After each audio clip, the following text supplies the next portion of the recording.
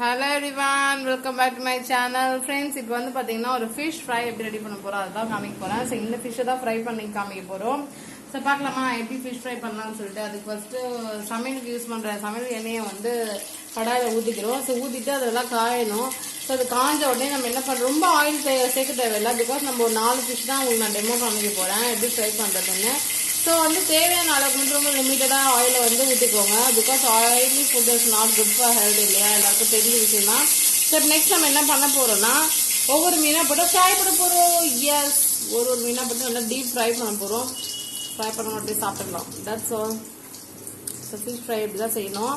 சரி, okay. Fish fry செய்கிறோம்ன்றா இதில் என்னென்ன மசாலா போட்டிருக்கோம்னா, கார்ன்ஃப்ளவர் போட்டிருக்கோம், மிளகாய் தூள் போட்டிருக்கோம், சிக்கன் 65 மசாலாவை போட்டிருக்கோம்.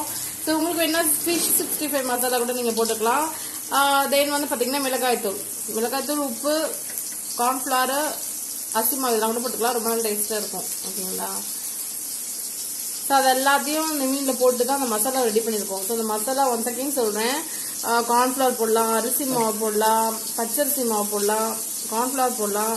நெக்ஸ்ட் வந்து பார்த்தீங்கன்னா சிக்கன் 65, அப்படி இல்லைன்னா ஃபிஷ் 65 மசாலாஸ்லாம் அவைலபிளாக இருக்குது மார்க்கெட்டில். ஸோ நீங்கள் அதை போட்டுக்கலாம்.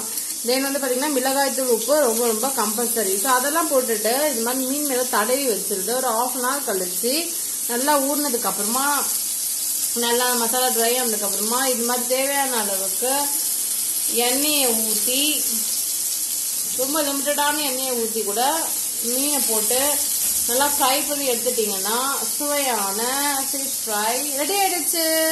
ஸோ ஃபிஷ் ஃப்ரை ரெசிபி இப்படி தான் தயார் பண்ணணும்.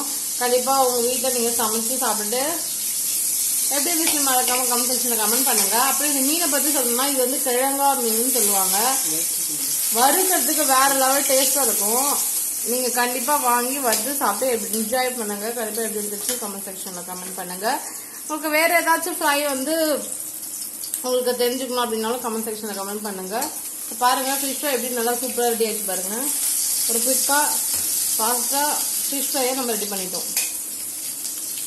ஸோ இந்த வீடியோ உங்களுக்கு ரொம்ப பிடிச்சிருக்கோம் நினைக்கிறேன். தேங்க்யூ ஸோ மச் ஃபார் வாட்சிங். பாய்.